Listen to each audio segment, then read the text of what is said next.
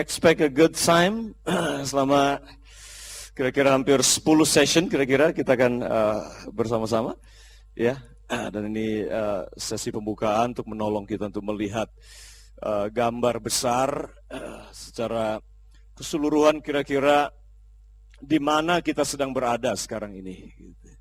Where are we in God's calendar, in God's timetable? Di mana kita sedang berada sekarang prophetically dalam waktu Tuhan, dalam kalendernya Tuhan, dalam agendanya Tuhan hari ini. Gitu. Ya, yang pasti adalah ini bahwa sesuatu something in the spirit, sesuatu dalam roh yang Tuhan sedang kerjakan bagi bangsa kita. There's going to be changing of message ke depan, akan ada perubahan-perubahan dalam message yang akan dibawakan oleh gereja, akan ada new sound gitu ya. Akan ada new sound. Nah, lihat bersama dengan saya dalam Yesaya sebentar dalam pasal 43 sebelum moving. Dari akhir tahun lalu Tuhan berbicara tentang ayat ini bahwa God is doing something fresh. Sesuatu yang fresh, sesuatu yang new di atas muka bumi ini dalam gereja Tuhan hari-hari ini. Dan mendengar sounds yang sama, ya, tahun 2008 ini merupakan the year of new beginning. Tahun 2008 ini tahun awal permulaan yang baru yang Tuhan sedang kerjakan. There's a new thing that God is doing on the earth. Ada hal-hal yang baru yang Tuhan sedang kerjakan di atas muka bumi ini. Nah, angka 8 sangat-sangat prophetic sekali. Angka 8 ini, ya, dalam Alkitab tentunya secara numerologi, kalau bicara tentang ilmu, tentang angka, tentang bilangan, angka 8 lah angka is new beginning, angka awal permulaan. Ya, angka 1 tentunya angka otoritas tunggal, angka 2 adalah angka love, angka kasih. 2 orang bisa saling mencintai dan mengasihi. 3 adalah angka keluarga, angka komunitas, which is gereja akan kembali ke sana. So, church government, pemerintahan gereja ke depan adalah as a family. Kalau bicara tentang struktur gereja ke depan seperti apa, struktur yang akan tahan uji, struktur apostolik ke depan, gereja seperti apa, akan kembali lagi kepada as a family structure. Struktur keluarga, as a family. Ya. Jadi, angka 3 adalah angka komunitas, angka 4 adalah angka bumi ini, angka 5 adalah angka kasih karunia, angka 6 adalah angka manusia, angka 7 adalah angka kesempurnaan, angka 8 adalah angka is a beginning. Angka permulaan. It's a new beginning. God doing something new. Nah, tentang angka 8 yang lain adalah ini. Yesus disunat pada hari ke-8. So, if you want to enter into something new, kalau ingin masuk dalam sesuatu yang baru yang Tuhan siapkan, maka harus ada penyunatan-penyunatan yang terjadi. Ada circumcision yang terjadi. Disunat hati kita. Supaya hati kita menjadi kantong anggur yang fresh, yang baru, sehingga Tuhan bisa mengerjakan sesuatu yang baru. Tuhan bisa taruh yang baru dalam roh kita, dalam hati kita. Karena movement ke depan ini nggak akan bisa lagi di-contain dengan kantong anggur yang lama. Nggak bisa diwadahi dalam struktur manapun juga, kecuali dengan struktur yang baru, kantong anggur yang baru. Kita harus berikan diri kita, biarkan Tuhan menyunat hati kita hari-hari ini, sungguh-sungguh, biarkan Dia lakukan itu. Oke? Angka 8 adalah angka penyunatan. Telinga kita, hati kita harus disunat. Ada 8 not di dalam piano. Speaking about what? It's a new sound. Ada new sound. Ya, ada sound yang baru, ada suara yang baru yang sedang diperdengarkan prophetically di seluruh muka bumi sekarang ini. Ada sound, ada lagu, ada nyanyian, ada sound yang baru yang akan membawa seluruh pergerakan-pergerakan emerge kepada satu stream. Suara ini yang akan mempersatukan seluruh movement, seluruh aliran-aliran sungai yang berbeda, semua gerakan-gerakan yang berbeda akan menuju kepada satu kesatuan movement. Nah, sound will bring a unity. Suara. Bukan cuma itu. There's a 7 color in rainbow. The 8th color adalah the new spectrum daripada rainbow itu. Rainbow bicara tentang covenant, perjanjian. So, tahun ini merupakan tahun covenant, di mana Tuhan akan bawa kita masuk menghidupi a blessing of the covenant. berkat-berkat perjanjian. Bukan cuma itu, yang ke-8 juga, Daud adalah anak ke-8 dari keluarga Isai. Ya. Bicara tentang apa? It's time. Daud nggak akan muncul, era kingdom nggak akan bisa muncul, kerajaan Allah nggak akan bisa di-establish di atas muka bumi ini. The true kingdom of God sampai Saul dia mati. That the old, itu yang lama. Saul adalah bagian daripada struktur yang lama. Saul berbicara tentang roh denominasi, Saul berbicara tentang the religious spirit. Saul bicara tentang roh agama yang sedang bekerja, struktur yang lama, it's the old wine skin. Saul tidak akan bisa bertahan. God is raising up Davidic generation. Tuhan sedang membangkitkan dan membangun generasi Daud, generasi yang berkenan di hati Tuhan, generasi yang akan punya komitmen melakukan seluruh kehendak Allah. Daud is the era of the kingdom.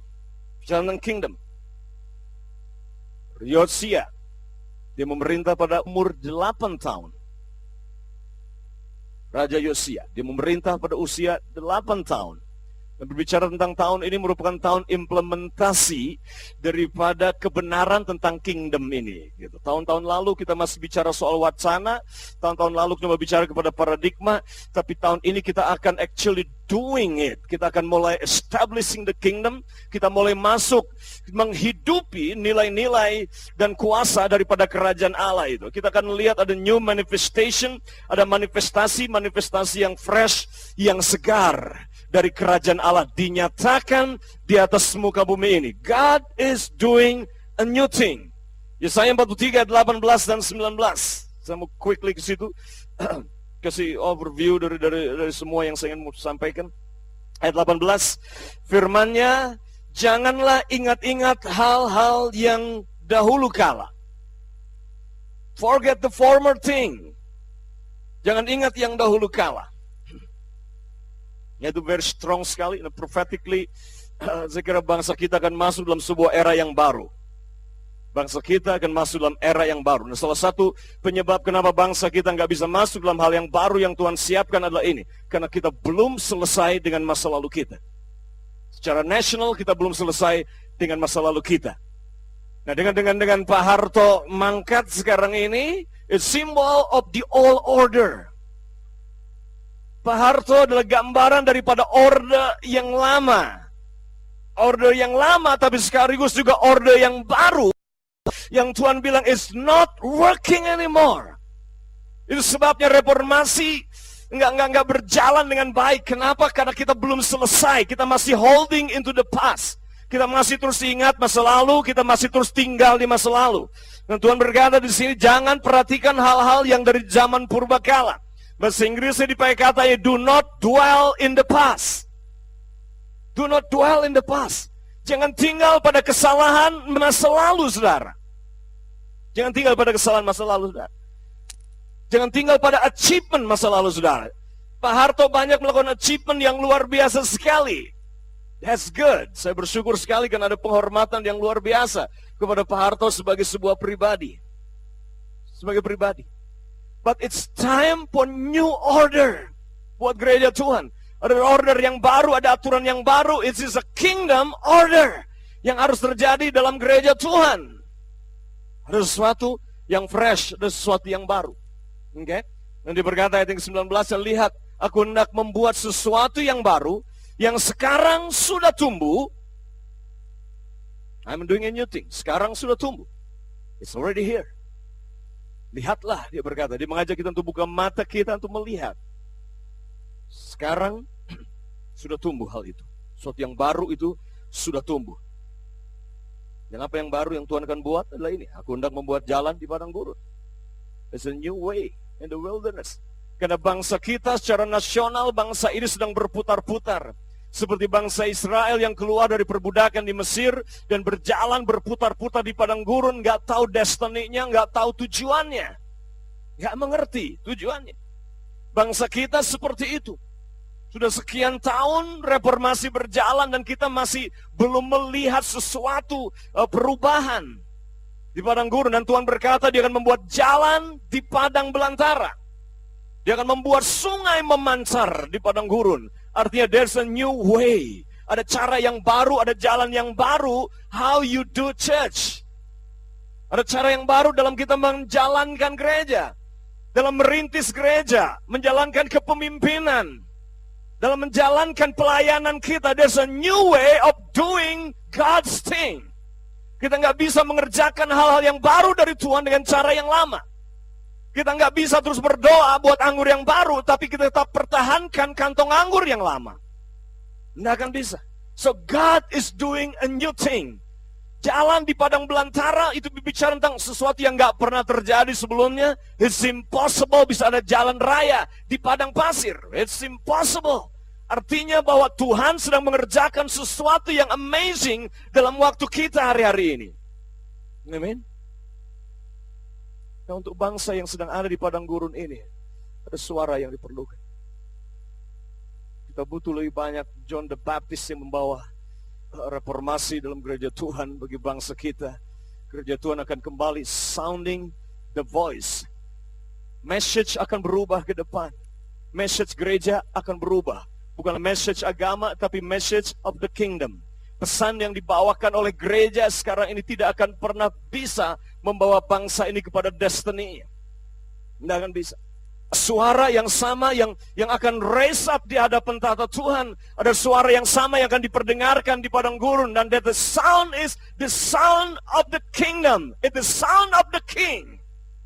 Itu adalah suara raja yang berkata, prepare ye the way.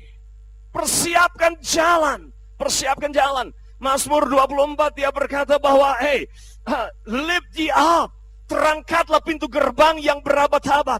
Sebab Raja kemuliaan itu akan masuk. The King of Glory is coming. Dia mau masuk Raja kemuliaan ini. So there's a new sound. Suara yang baru. Yang sedang diperdengarkan dan Tuhan berkata, tidakkah kamu tahu itu? Suara itu sedang terdengar. Raja akan datang kembali. The kingdom, the king is come. Raja itu akan datang kembali. Amen. So kita sedang ada pada era ini yang bernama the kingdom era. Nah, kalau kita bicara tentang kerajaan, konsep kerajaan, it's a kingdom concept, the idea of the kingdom.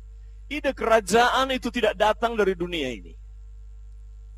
Ide kerajaan tidak datang dari semua kerajaan-kerajaan yang ada di dunia ini. Ide kerajaan tidak datang dari kerajaan Babel, kerajaan Persia, dan semua kerajaan-kerajaan Romawi yang ada, yang pernah berkuasa dan menguasai dunia.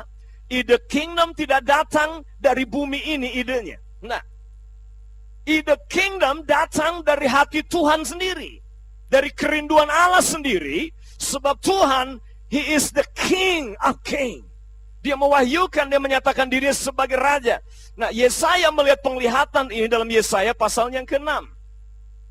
Dalam Yesaya pasal yang ke-6, lihat ini. Yesaya dia melihat sebuah revelation tentang who God is.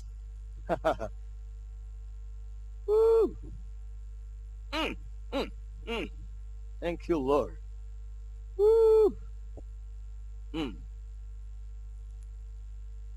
Yay. Lihat pasal yang ke-6 Yesaya.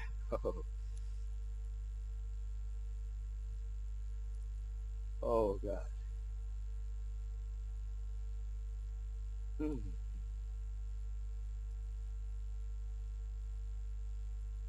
Kudus tolong kami untuk bisa lihat ini. Ayat 1. Dalam tahun matinya Raja Uzia. Dalam tahun matinya Raja Uzia. Siapa Raja Uzia itu? Raja yang baik. Raja yang telah accomplish banyak hal di bangsa Israel. Tapi juga raja yang punya banyak kelemahan. Raja yang pride, sombong. Tapi raja yang juga accomplish banyak hal bagi bangsa Israel. Now watch this prophetically. Tuhan berkata dalam tahun matinya Raja Uzia. dalam tahun matinya seseorang di bangsa kita. Pemimpin besar, presiden kedua bangsa kita. Banyak hal yang dia telah accomplish buat bangsa kita. Banyak hal, tapi juga banyak kelemahannya. Dalam tahun matinya Raja Uzia, aku melihat Tuhan duduk di atas tahta yang tinggi dan menjulang. Dan ujung jubahnya memenuhi bait suci. There's gonna be a greater vision of the kingdom this year. Akan ada banyak mata-mata yang dibuka spiritually untuk melihat ke tahta Tuhan dan melihat siapa sesungguhnya yang berdaulat dan yang berkuasa. Akan ada new revelation about God as a sovereign God. Akan ada pewahyuan yang baru, yang segar, yang akan dilepaskan di atas muka bumi ini. Yang akan melihat pewahyuan about the throne room of God. Pewahyuan tentang tahta Tuhan. Pewahyuan tentang the supernatural thing. Ada pewahyuan tentang hal yang supernatural yang akan mulai dimanifestasikan dengan cara yang baru di atas muka bumi ini. Dalam tahun matinya Raja Uzia, Yesaya bilang, aku melihat Tuhan. I saw the Lord. I saw the Lord. Akan terjadi apa yang Ayub, dia bergumul terus. Dari seorang yang kaya sampai habis-habisan. Istri meninggalkan dia, anak mati, harta kekayaan habis-habisan. Dan dia berputar-putar karena dia punya sahabat-sahabat yang sangat religius sekali, yang terus melemparkan tuduhan dan dakwaan-dakwaan kepadanya. Dan berkata bahwa semua ini terjadi karena kamu nggak takut Tuhan, karena kamu kurang benar. Dan Ayub dia merasa dirinya paling benar sendiri, ada self-righteous dalam diri yang berkata, no way, Tuhan nggak adil. Tuhan jahat, Tuhan gak adil, dia melakukan semuanya ini. Sampai kemudian akhirnya Ayub dia melepaskan pengampunan buat sahabat-sahabatnya. Ayub melepaskan pengampunan buat orang-orang yang mendakwa dan menuduh dia. Nah, ketika Ayub melepaskan pengampunan, maka yang terjadi adalah ini. Ketika dia melepaskan pengampunan, Ayub sedang memutuskan ikatan dia dengan masa lalunya dia. Tuhan akan buat percepatan untuk pemulihan bangsa ini.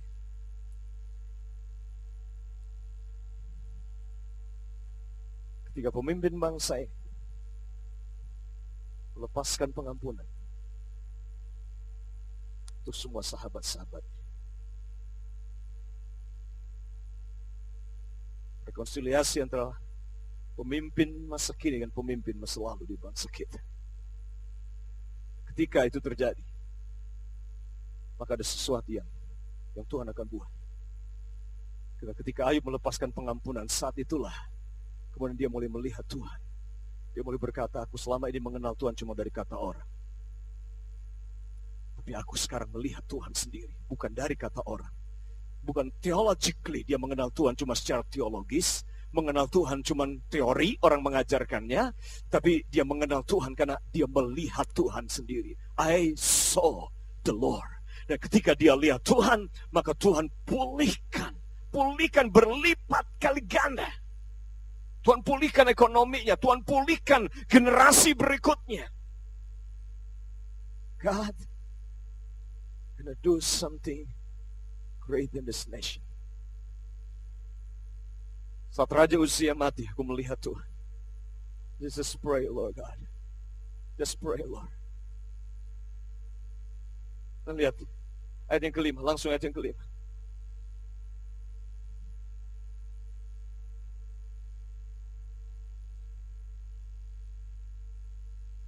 Ketika kita baca ayat yang kedua.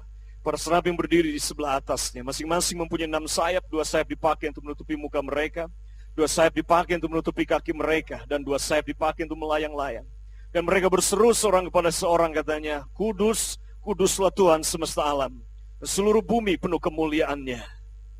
Again, this is a prophecy. This is a prophetic scripture for this year, for this nation. Seluruh bumi, seluruh Indonesia akan penuh dengan kemuliaan. Dan mereka berseru seorang kepada seorang, katanya, Kudus, kudus, kuduslah Tuhan semesta alam. Seluruh bumi penuh kemuliaannya. There's going to be a revelation of the holiness of God and His nation. Akan ada pewahyuan yang fresh, yang segar tentang kekudusan Tuhan atas generasi ini. Akan terjadi revolusi dalam hal kekudusan dalam generasi ke depan ini. Akan ada revolusi dalam soal kesucian, kekudusan. Sehingga sekali lagi gereja Tuhan di bangsa ini akan rise up dan bangkit. Dan mengangkat standar moral dan karakter dari bangsa ini dan generasi ke depan ini. The sound of holiness. Karena ini yang diperlukan dalam gereja Tuhan hari-hari ini. The spirit of holiness yang akan mendatangkan roh takut akan Tuhan. Nah, the sign of the apostolic church adalah ini.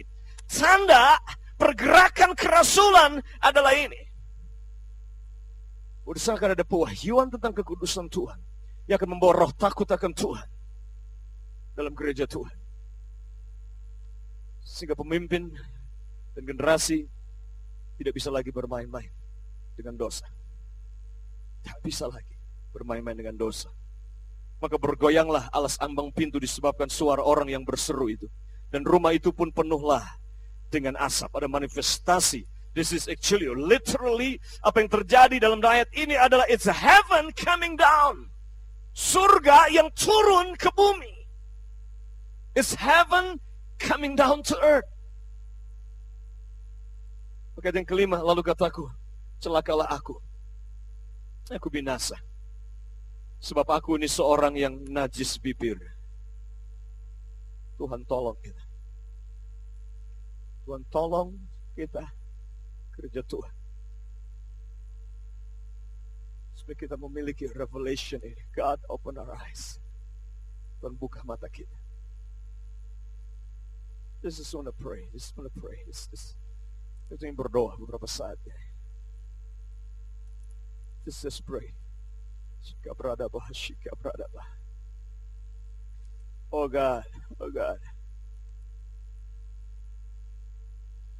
Oh God, open our eyes. Buka mata kami Tuhan. Buka mata kami. Buka mata kami Tuhan. Buka mata kami Tuhan. We declare this, Lord. We declare this, Lord God. There's a fresh revelation of your throne. Ada pewahyuan yang fresh akan tahta Tuhan. Ada pewahyuan yang segar.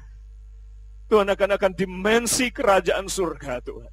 Ada pewahyuan yang segar akan kekudusan Tuhan. Ada pewahyuan yang segar akan kedahsyatan kerajaan-Mu Tuhan. There's fresh revelation about your kingdom, Lord. Just come, oh God. Just come, oh God. Buka mata kami, Tuhan. Buka mata kami, Tuhan. Kami buta, tidak melihat banyak kali. Roh agama telah membutakan mata kami sehingga kami tidak bisa melihat, Tuhan. Just pray, Lord God. Just pray, Lord. Pray, Lord God. Keberana basyaka berada bakarada bakasyaka berada bakar. Nika beranda bakarada bakasyaka berada. Go ahead, just pray. Go ahead, just pray. Silakan berdoalah. Berdoalah saat ini. Berdoalah. Sepakatlah dengan saya saat ini. Keberana bakasyaka berada bakar. Ada something in the spirit. Ada sesuatu dalam roh yang Tuhan sedang kerjakan bagi bangsa ini. Keberana basyaka bakar. Ada sesuatu yang fresh yang Tuhan buat dalam gereja Tuhan, dalam umat Tuhan di bangsa ini hari-hari ini. Keberana basyaka berada pada the opening of the eyes. Ada mata-mata yang dibukakan untuk melihat akan tahta Tuhan. About the kingdom of God. Keberana basyaka berada bakasyaka berada bakasyika berada bakarada. Thank you, Lord. Thank you, Lord. Open the eyes, Lord. Open the eyes, Lord. Open the blind eyes, Lord God. Buka Tuhan mata-mata yang buta, mata-mata yang tertutup Tuhan. Buka mata roh kami untuk melihat Tuhan, melihat tahta-Mu Tuhan. Melihat Tuhan, melihat Tuhan. Melihat Tuhan. Lepaskan kami dari roh agama yang menutupi mata hati kami sehingga kami gak bisa melihat Tuhan selama ini. Gak bisa melihat kemuliaan dan kerajaan-Mu Tuhan. Buka mata hati kami. Buka Tuhan. Buka Tuhan. Buka. And cleanse our lips, Lord.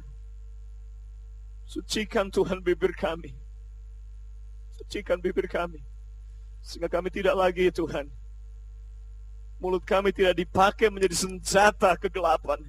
Mulut kami tidak lagi dipakai untuk menjadi senjata alat bagi kepentingan propaganda kerajaan kegelapan, Tuhan.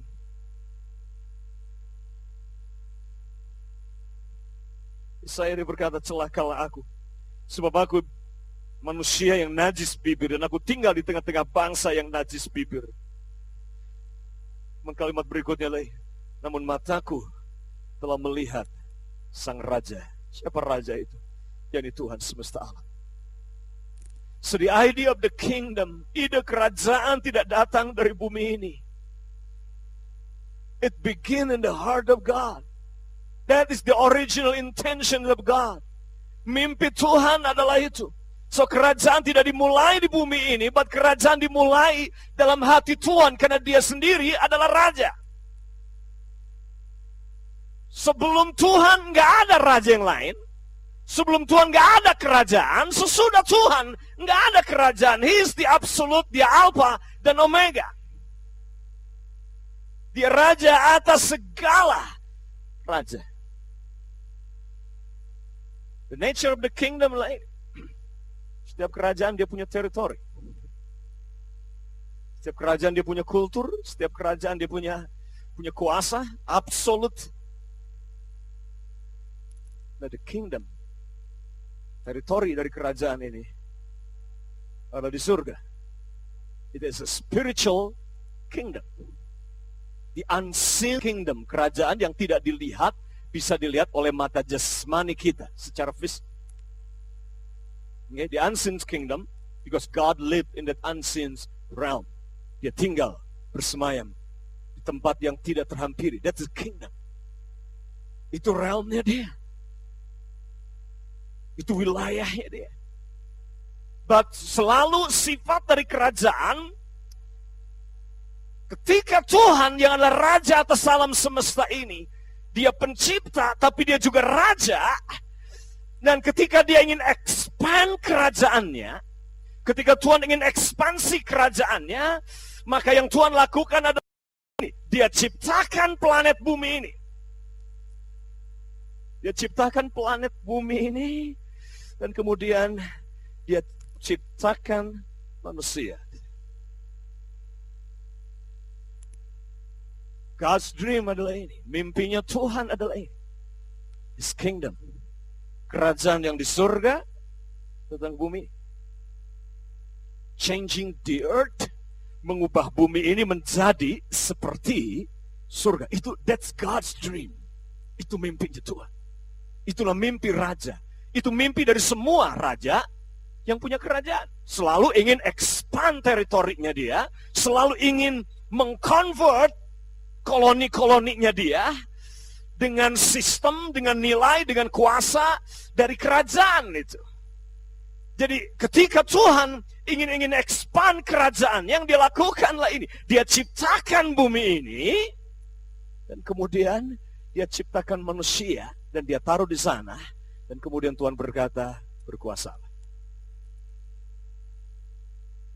Yang pertama Tuhan lakukanlah ini. Dia hembuskan rohnya.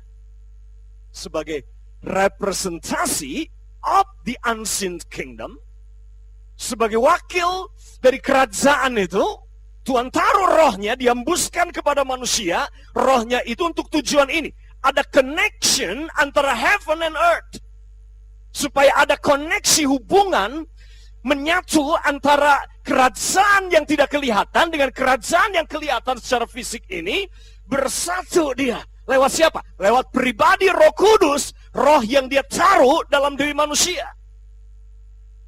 Karena kuncinya adalah ini. Hubungan dengan pusat daripada kerajaan itu. Jadi Tuhan taruh rohnya kepada Adam.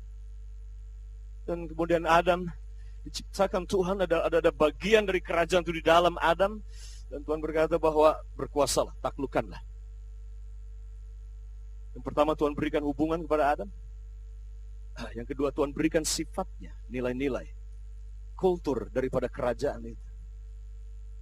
Dan yang ketiga, Tuhan memberikan dominion, kuasa.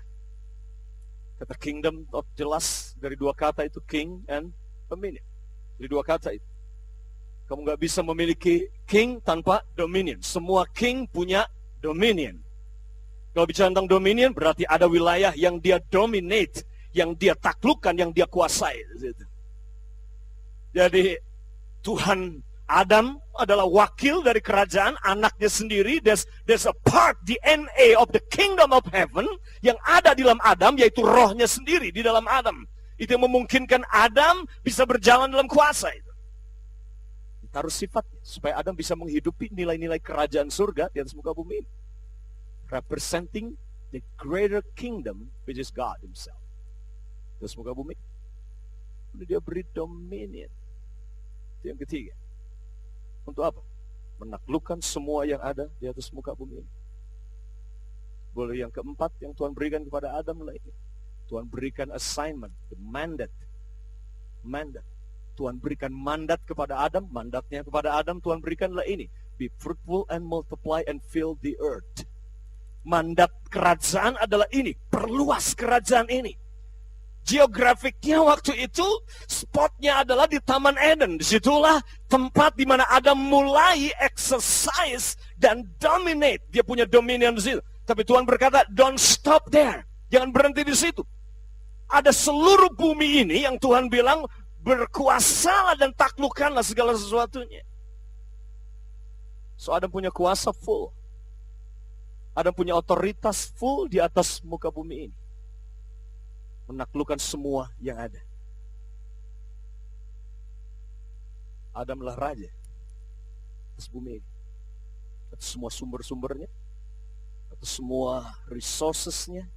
Atas semua tambangnya. Atas semua emas yang ada di muka bumi ini. Adam diberi kuasa itu. Kemudian apa yang terjadi adalah ini. Si ular. Yang dia dilemparkan dari posisinya dia di kerajaan surga. Si Lucifer yang dilemparkan posisi dari kerajaan surga. Dia nggak punya kuasa. Dan ketika Tuhan ciptakan planet bumi ini, Tuhan berikan kuasa penuh kepada Adam. Jadi si iblis tetap keinginannya adalah ini. Punya kuasa. Artinya dia nggak punya kuasa. Di surga nggak punya, di kerajaan surga. Nah sekarang dia datang ke bumi. Untuk mengambil kuasa itu, mencuri kuasa itu dari Adam dan Hawa. Ketika Adam mendengarkan iblis. Ketika Adam dia taat kepada si iblis. Maka itu yang membuat Adam dia kehilangan kerajaan. Man lost the kingdom. Manusia kehilangan 4 hal itu. Manusia kehilangan hubungan dengan raja, dengan kerajaan surga. Manusia kehilangan sifat dan gambar dari raja itu. Blueprint of the kingdom dan value, karakter dari kerajaan itu hilang. Jadi ketiga, mereka kehilangan kuasa itu. Adam menyerahkan kuasa dominion atas alam semesta ini kepada si iblis itu. Dia serahkan. Dan Adam juga kehilangan mandat, itu jelas. Yang mestinya memenuhi bumi ini, menaklukkan bumi ini, sehingga bumi ini menjadi seperti kerajaan surga. Adam kehilangan itu. Ya. Nah, Adam tidak kehilangan surga ketika dia jatuh dalam dosa. Karena memang surga tidak diberikan kepada Adam. Mazmur 115 berkata bahwa heavens is belong to the Lord, but the earth he has given to the Son of Man. Surga adalah tempat tinggal Tuhan, tempat kediaman Tuhan. Tapi bumi ini telah diberikan kepada anak manusia. Jadi Adam tidak kehilangan surga ketika dia jatuh dalam dosa, tapi dia kehilangan bumi ini. Itu sebabnya kerinduannya Tuhan adalah ini, supaya kerajaan dunia ini, kapan? Kerajaan ini bukan lagi menjadi kerajaan Allah, tapi kerajaan dunia, di mana iblis menjadi ilah dari dunia zaman ini. Itu setelah Adam jatuh dalam dosa, setelah kejadian pasal yang ketiga. Kerinduan Tuhan dan mimpi Tuhan adalah ini. Supaya kerajaan dunia ini menjadi kerajaan Allah kita. So that the kingdom of this world become the kingdom of our God. Karena itu dreamnya Tuhan, itu mimpi raja. Semua mimpi raja adalah itu. Kerinduan Tuhan ciptakan planet bumi, dia taruh manusia, dia taruh rohnya adalah ini. Supaya again, Doanya Yesus dalam Matius pasal yang ke-6 itu gambaran daripada blueprint Tuhan, itu mimpi Tuhan sejak awal. The kingdom come, your will be done. Kerajaanmu datang, kehendakmu jadi di bumi ini sama seperti di surga. Itu blueprint ini. Setelah Adam lost the kingdom, Adam kehilangan kerajaan, kehilangan kuasa itu. Itulah awalnya. Setan bersatu bersama dengan roh agama. Nah, roh agama akarnya ada pada pohon pengetahuan yang baik dan yang jahat yang dimakan oleh Adam dan Eden. Bukan cuma pohon yang baik, tapi juga pohon pengetahuan yang baik dan yang jahat. Jadi setan bersama dengan manusia yang telah makan buah itu create religion. Setan sekali lagi bersama manusia yang makan pengetahuan, pohon pengetahuan yang baik dan yang jahat itu create religion, karena semua agama akarnya ada pada situ. Akarnya di situ. Jadi konsekuensi dari manusia kehilangan kerajaan, bukannya agama berdiri. Dan setelah itu, kerinduan manusia adalah ini, berkuasa di atas muka bumi ini. Selalu kepingin punya kuasa. Isu agama adalah isu kekuasaan. Dan manusia kehilangan kuasa. Kalau kamu punya kuasa, kamu tidak perlu mencari kekuasaan. Kalau kamu tahu kamu punya kuasa, kamu nggak perlu mencari-cari kekuasaan. Kamu nggak perlu create sebuah sistem supaya kamu bisa berkuasa. Karena kamu punya kuasa. Kenyataan sekarang ini, orang mencari kuasa karena manusia kehilangan kuasa. Karena memang manusia ditakdirkan Tuhan untuk berkuasa di atas muka bumi ini. Makanya sekarang lihatlah program-program semuanya. Program TV, Indonesian Idol, Miss Universe. Semua bicara tentang apa? Kuasa. Kenapa sih ingin jadi orang kaya? Kenapa sih ingin jadi ketua sinode? Kenapa sih ingin jadi pendeta? Kenapa sih ingin jadi... Nah, semua. Tanyakan semuanya. Semua isu itu adalah ujung-ujungnya kekuasaan. Ujungnya adalah kekuasaan. Kenapa kekuasaan? Karena memang manusia ditakdirkan untuk berkuasa. Nah, manusia kehilangan kuasa dari kerajaan Allah itu. Nah, sejak saat itu,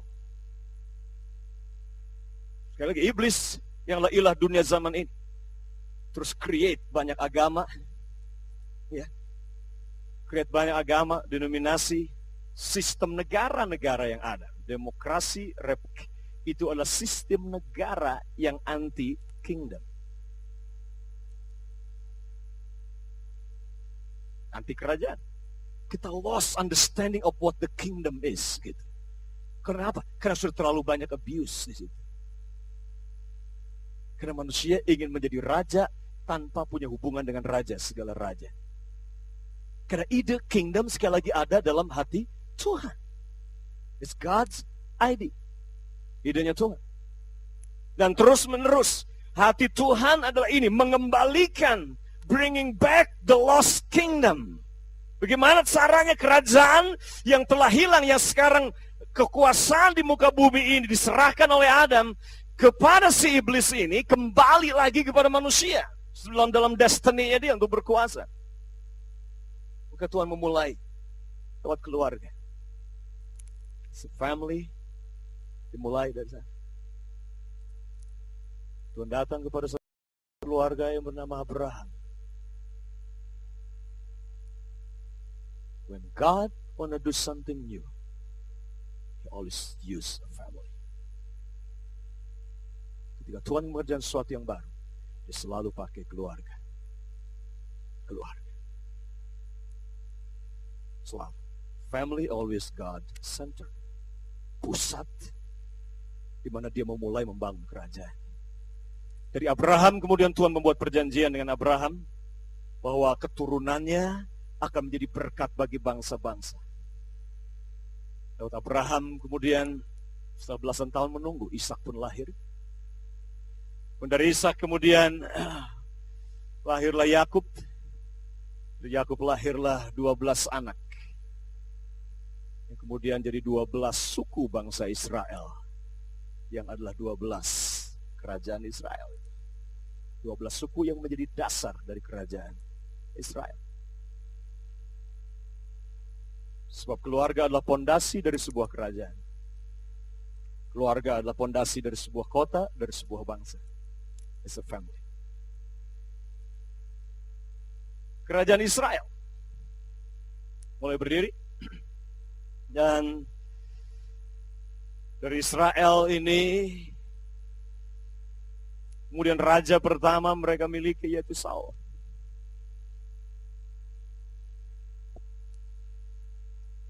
Israel adalah bangsa pertama di mana Tuhan dia menjadi raja atas bangsa itu. Di padang gurun Tuhan menjadi raja. Tiang awan, tiang api memimpin mereka. Bukan Musa yang jadi raja atas bangsa Israel, tapi Roh Kudus yang jadi raja atas bangsa mereka. Karena memang sejak semula dia adalah raja, ingin jadi raja atas Adam. Jadi Israel nggak punya raja. Makanya ketika kemudian Israel masuk ke tanah perjanjian, Tuhan berikan sebuah teritori, yaitu tanah Kanaan, tanah perjanjian. Untuk apa? Itu adalah pengganti dari Taman Eden. Yang pertama idenya Tuhan Adam diberi teritori di situ untuk dia mempraktekkan pola hidup kerajaan dan exercise otoritas kerajaan. Adam hilang, dia diusir dari Taman Eden. Kemudian Tuhan memulai lewat bangsa Israel ini. Pola kingdom ini dimulai lagi. Tuhan sebagai raja. Mereka masuk kemudian ke tanah Kanaan. Israel adalah satu-satunya bangsa yang punya hukum-hukum kerajaan. Yang punya nilai-nilai kerajaan Allah. Punya absolute power dari kingdom of God. Berjalan dalam kedaulatan Tuhan yang luar biasa. Siapa yang bisa hentikan matahari? Mana ada bangsa yang 40 tahun dipelihara mujizat seperti itu di padang gurun? Kalau bukan oleh karena kerajaan Allah yang tidak terbatas. Bangsa itu bangsa yang luar biasa. Tuhan yang jadi raja. Makanya ketika kemudian Israel mereka berseru kepada Samuel dan berkata, "Give us a king." Beri kami seorang raja. Samuel marah sekali. Nabi Samuel marah sekali kepada bangsa Israel. Dan dia berkata, kenapa kau minta seorang raja untuk memimpin kamu? Bukankah selama ini Tuhan yang memimpin kamu sebagai raja? Kamu masuk ke tanah perjanjian bukan oleh karena manusia yang jadi raja yang memimpin kamu.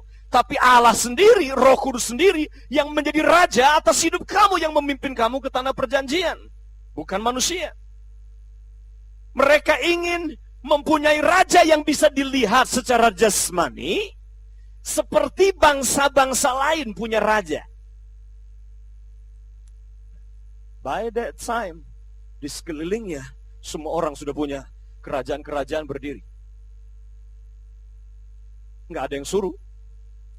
Tapi karena memang itu destiny-nya.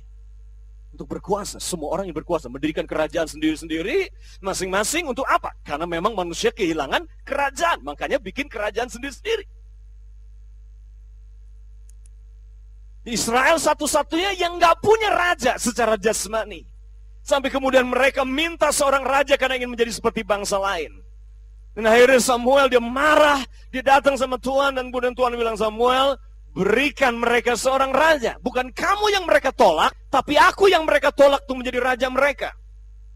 Tapi beritahu konsekuensinya. Kalau mereka minta seseorang menjadi raja atas mereka. Mereka harus bayar tax, mereka ada tanggung jawab, ada hukuman, dan macam-macam peraturan-peraturan. Kalau mereka minta seseorang menjadi raja atas mereka, diberikanlah. Bukan kehendak Tuhan yang sempurna, tapi kehendak yang diizinkan. Saul pun kemudian menjadi raja pertama dari Benyamin, memimpin bangsa ini. Saul memerintah, kemudian kita tahu pada akhirnya Saul memberontak pada Tuhan. Dan kemudian kerajaan diambil dari Saul karena dia tidak taat. Sekali lagi, tadi profesi tadi bicara tentang the Saul generation. Waktunya, Saul gambaran agama, Saul bicara tentang denominasi, Saul bicara tentang kesombongan, Saul berbicara tentang order yang lama, Saul berbicara tentang kepemimpinan struktur yang diizinkan Tuhan, tapi bukan struktur yang merupakan inisiatif Tuhan. Halo? It's time for a new order. Saul ditolak Tuhan karena ketidaktaatannya dia. Ya. I feel very strongly di sini. Salah satunya yang penyebab Saul ditolak Tuhan adalah ini. Religious spirit yang menggantikan ketaatan kepada Tuhan dengan korban persembahan. Tuhan bilang bunuh kambing domba itu yang pertama. Saul selamatkan kambing domba itu dengan alasan ini adalah gemuk-gemuk, cocok buat dikorban kepada Tuhan, kan bisa menghemat biaya dan seterusnya. It's religious. Kemudian Samuel bilang, apakah kau pikir Tuhan semiskin itu? Tuhan mengendaki ketaatan kamu lebih daripada kambing domba yang gemuk itu. Ketaatan lebih penting. Your obedience is better than sacrifice. Agama selalu berpikir korban persembahan lebih penting dari ketaatan kepada Tuhan. Agama selalu seperti itu, menggantikan semua. Dia pikir khotbah lebih penting daripada ketaatan. Pimpin pujian lebih penting dari ketaatan. Struktur gereja lebih penting dari ketaatan. Sekarang sudah salah kaprah sekali. Nah, ini roh agama. It's time to change.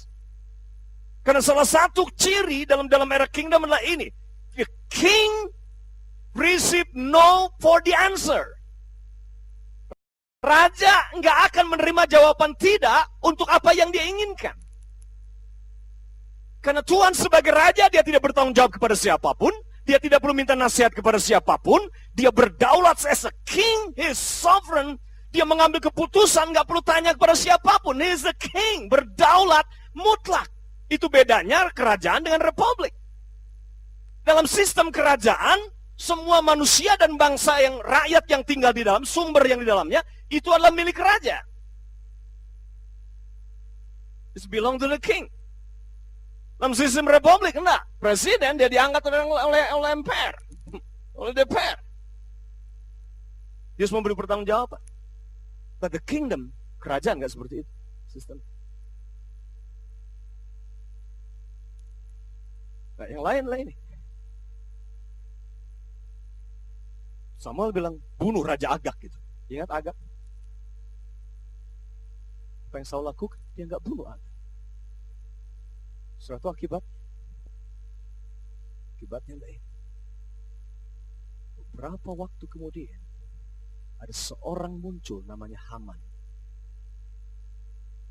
Haman adalah keturunan descendant dari Raja Agag yang di-spare, yang diselamatkan sama Raja Saul karena ketidaktaatannya dia. Haman yang kemudian dalam kisah Esther dia mau binasakan orang-orang Yahudi. Dia bersyukur Esther, gambaran gereja yang akan menyelamatkan generasi ke depan. Karena dia tahu bagaimana mengambil hati raja. Dia tahu, dia punya privilege, dia punya keberanian, dia punya courage. Dia mobilisasi ketika bangsanya sedang diancam oleh Haman, dia mobilisasi semua orang-orang di istana itu, wanita-wanita bersama dia untuk berpuasa. Dia punya privilege. Karena aturannya kerajaan lah ini, nggak boleh ketemu raja kecuali dipanggil. Kamu datang nyelonong, mati. Jadi Esther berbicara tentang apa? It's a new covenant. Seperti perjanjian lama, nggak ada yang bisa ketemu Tuhan, nggak ada yang bisa masuk ke ruang maha suci, kecuali orang-orang khusus yang dipilih dan ditetapkan Tuhan. Orang biasa masuk ke ruang maha suci, dia akan mati seketika itu. Esther mati seketika, dia dibunuh langsung. Tapi kemudian God's favor, cinta dari raja kepada Hadasyah itu, yang membuat kemudian nyawanya dia diselamatkan. Dan itu yang membuat kemudian Hadasyah ini, Esther ini, menyelamatkan bangsanya. Dalam era kingdom ini, saudaraku, God is rising up a church like Hadasyah ini. Tuhan bangkitkan orang-orang percaya gereja seperti Hadasyah ini. Yang punya access into the throne room. Yang punya hak untuk masuk ke hadapan tahta Tuhan. Sebab jalan ke hadapan tahta raja segala raja telah terbuka lebar. Yaitu lewat darah anak domba Allah yang telah disembelih. The way is open for us. Kita pakai itu untuk audiensi setiap saat dengan raja segala raja. Dan berbicara tentang masalah-masalah yang ada di kerajaan di dunia ini. yang menyangkut kepentingan dari kerajaan Allah dan semuka bumi. Amin. Hati-hati dengan roh Saul ini. Message-nya adalah ini. Jangan sisakan musuh sedikit pun. Saul dia sisakan Agag itu, gak dibantai sama dia. Yang akibatnya kemudian beberapa waktu kemudian menjadi Haman yang jadi bumerang membinasakan, punya rencana jahat membinasakan bangsa itu. Hati-hati. Jangan sisakan musuh sedikit pun. Jangan toleransi musuh sedikit pun. Listen to this. What do you tolerate one day will dominate. Apa yang kamu toleransi, dosa sekecil apapun, kalau engkau terus mentoleransi itu, satu kali itu yang akan menyulitkan hidupmu dan akan menjerat dan menghancurkan hidupmu. Be careful with that. Okay? Hati-hati dengan itu. Hati-hati. So, Saul ditolak, kerajaan diambil dari dia. Dan Tuhan temukan Daud, seorang yang berkenan di hatinya.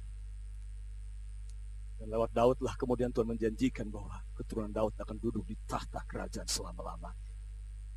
Kebuatan keturunan Daud akan mengembalakan dunia ini. Siapa keturunan Daud yang akan mengembalakan dunia? Yesus Kristus. Daud, raja yang dicintai, bukan raja yang sempurna, tapi raja yang dicintai. Dia buat salah, coba kembali kepada sistem lama. Ketika dia membawa tabut perjanjian Tuhan, menghadirkan tahta Tuhan di bangsanya, dia pakai pola pikir lama, pakai paradigma lama, pakai struktur lama, pakai cara yang lama, meniru cara orang Filistin memindahkan tabut perjanjian. Dan kemudian Tuhan marah sekali. Tuhan bilang, no. Kamu nggak bisa samakan aku dengan berhala. Kamu nggak bisa pakai wadah untuk berhala-berhala untuk mewadahi kemuliaan Tuhan. Tak bisa.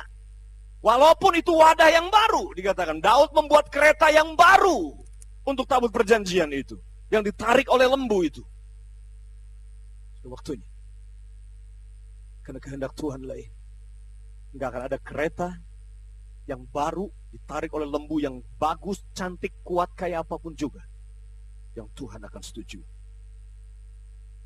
Kereta yang baru itu gambaran struktur-struktur denominasi-denominasi yang baru yang coba dibangun untuk mewadahi tahta kemuliaan Tuhan, untuk menghadirkan kerajaan. Ada banyak sekali sekarang ini pakai istilah kingdom, tapi sebenarnya keretanya adalah kereta baru ditarik oleh lembu itu. Jadi, representing the kingdom of the Philistine. Mewakili kerajaan, pakai istilah kerajaan. Tapi tahtanya untuk raja, keretanya itu ditarik oleh lembu. Makanya tergelincir terus, tinggal tunggu waktu saja.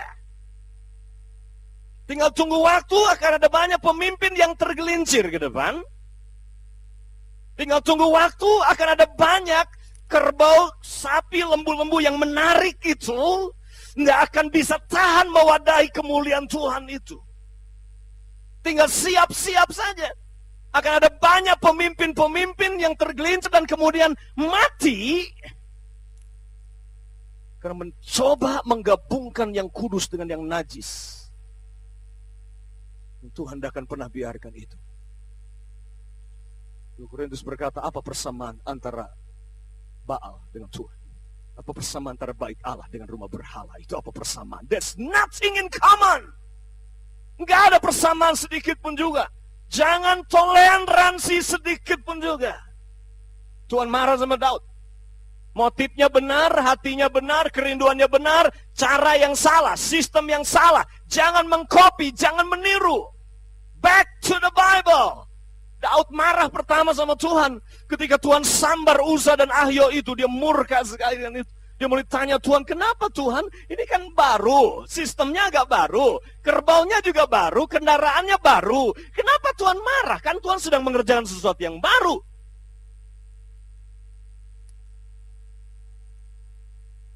Sederhana sekali. Tuhan gak tertarik dengan ide manusia. Tidak bisa mewadahi. Daud mulai baca kitab Taurat, dia mulai temukan kesalahannya lah ini. Dia mulai membangun sesuatu yang Tuhan tidak pernah suruh. Sejak awal, Tabut perjanjian harus dipikul di pundak para imam. Bukan ditarik oleh kereta, oleh lembu itu. Karena kereta itu desainnya manusia yang buat. Tapi manusia itu adalah Tuhan yang desain. Idenya adalah itu. Kemuliaan Tuhan gak bisa diwadahi dengan struktur sistem agama-agama Filistin. Gak akan bisa. Terlalu banyak kekafiran, terlalu banyak roh Filistin dalam sistem dan struktur yang ada dalam gereja sekarang ini. Makanya akan banyak yang terpeleset terus menerus. God is doing a new thing. Amen. Nah, Daud kembali. Daud perjanjian ditaruh sekarang sekali ini. He do it rightly. Punya hati yang benar saja nggak cukup. Punya motif yang benar saja nggak cukup. Punya keinginan yang benar, kerinduan yang benar saja nggak cukup. Harus mengerjakan dengan cara Tuhan, dengan cara yang benar. Ikuti blueprint Tuhan. Taruh di pundak para imam. Kemuliaan Tuhan. Kemuliaan Tuhan ditaruh di pundak para imam.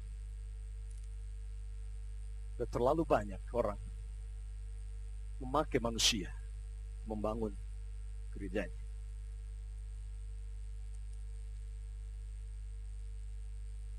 Stop using people to build your own thing.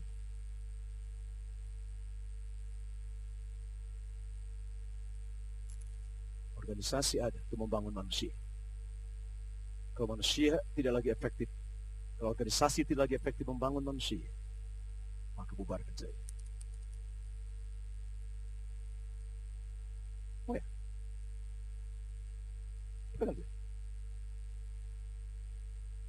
Manajemen ada untuk manusia. Bukan manusia untuk manajemen. Struktur ada untuk manusia. Bukan manusia ditaklukkan, dikendalikan struktur.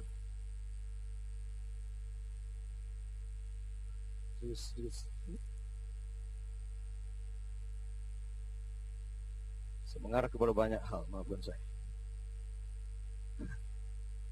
Daud.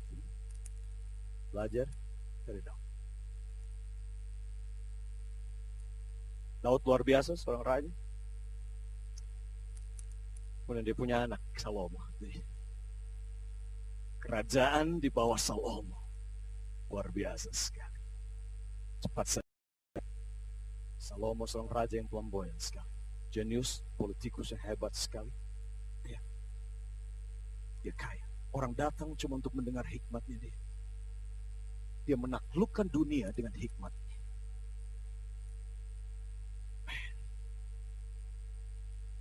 Saya percaya sekali, God is releasing a wisdom. Efesus pasal yang ketiga berkata begini, bahwa melalui gereja, there's manifold wisdom of God.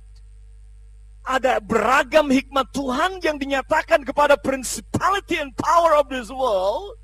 Ada hikmat Tuhan yang dinyatakan, hikmat Tuhan, divine wisdom, yang dinyatakan pada dunia ini, kepada principality and power. Waktunya akan tiba, orang-orang akan datang kepada kita, umat-umat kerajaan, anak-anak kerajaan, untuk datang dan bertanya tentang wisdom, tentang hikmat Tuhan itu. Wisdom lebih besar dari uang. Hikmat lebih besar dari senjata apapun. Hikmat lebih besar dari segala apapun. Nah, ciri divine wisdom, always treating. So, ciri hikmat Tuhan tiga hal. Yang pertama, hikmat Tuhan akan menghasilkan integritas, integrity, creativity, and excellence. Tiga hal ini tentang hikmat Tuhan. Selalu hasilnya tiga hal ini. Hikmat dari Tuhan. Hikmat dari dunia, di dalamnya ada iri hati, kompetisi, dan seterusnya. Itu Yakobus pasal yang ketiga. Tapi hikmat Tuhan akan membangun karakter integritas dalam diri saudara. Dan kalau ada satu hal yang kita harus bangun dalam generasi ini, dalam movement ini adalah ini, integritas. Kita harus kembalikan integrity dalam hati, dalam generasi ini. Kejujuran, ketulusan yang sejati harus dikembalikan. Ini kreativitas yang lebih banyak. Dan excellent, unggul dalam banyak hal. Salomo menaklukkan dunia dengan hikmatnya dia. Luar biasa, kaya, melimpah, Amazing. Kemudian, again, God is doing something. Punya 2 anak. Pada akhir hidupnya kerajaan terpecah. Salomo punya 2 anak, Rehabeam dan Yerobeam. 2 anak ya. Kemudian satu Rehabeam, dia memimpin kerajaan selatan. Kemudian Yerobeam memimpin kerajaan utara dengan Israel dan Samaria sebagai ibu kota. Selatan lebih baik, lebih banyak kerajaan yang baik. Kerajaan selatan di bawah Rehabeam. Dengan Yerusalem dan Yudea sebagai pusat pemerintahan. Lebih baik. Ya. Tapi kemudian kerajaan split. Di bawah hikmatnya Salomo sekalipun. Kerajaan split. Kerajaan dunia ini.